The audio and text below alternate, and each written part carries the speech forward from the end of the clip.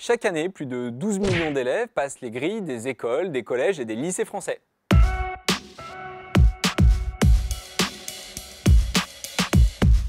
Salut, moi c'est Julien Vidal et aujourd'hui on va voir ensemble comment réduire notre empreinte écologique à l'école.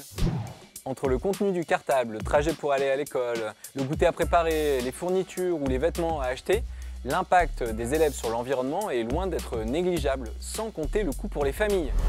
Par exemple, pour un élève rentrant en 6e, le seul budget de la rentrée s'élève à près de 200 €.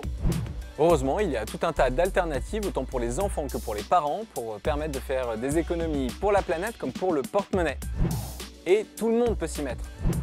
Les 3 règles d'or pour la rentrée. Commencez par faire un état des lieux du matériel qui vous reste de l'an dernier. Attendez les recommandations des professeurs pour acheter seulement les fournitures utiles.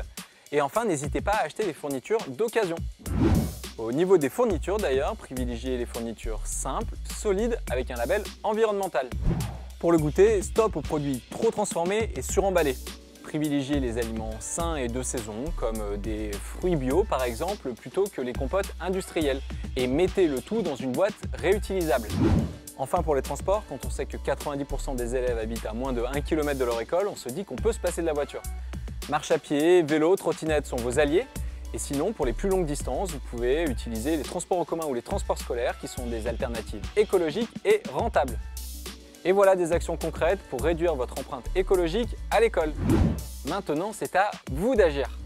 En utilisant tout le matériel que vous pouvez d'une année sur l'autre, en achetant des fournitures avec un label environnemental, en optant pour un goûter sain, local et zéro déchet, et en vous rendant à l'école avec la marche à pied, la trottinette, le vélo ou les transports en commun.